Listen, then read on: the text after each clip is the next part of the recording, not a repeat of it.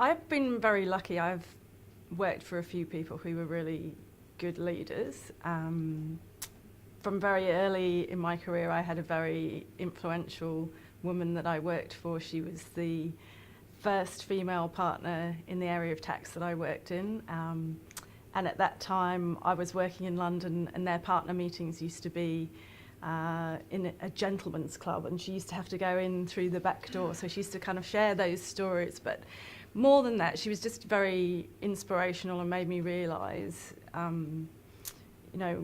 what I could do. And she was very strong at encouraging us to really believe. And having her as a role model, actually doing it, was great. And she was someone who didn't try to emulate being a man. She was someone who was, embraced being a woman and being a leader at the same time. And that was really important to see, particularly early in my career.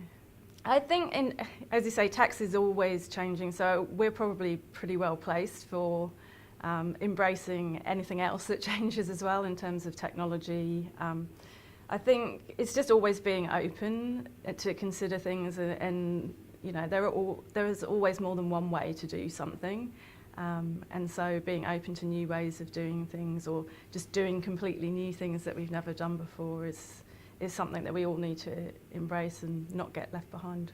I think when I was obviously very naive when I first started out, and sometimes I wish I could still have that energy and enthusiasm. I didn't see that there would ever be any obstacles in my way when I was younger, and I suppose I wouldn't want to take that away from my younger self. So I definitely probably would just tell myself just to enjoy it and not to worry about things too much. My advice for new practitioners would be to really immerse themselves in kind of technical capability, but also to embrace technology so that they can combine the two in a meaningful way. I think it's always great to see women up on the stage and talking about their experiences and sharing those experiences. It's something that's helpful to all of us, to see them as role models, but also to hear their very personal stories, and for people to share in a genuine way.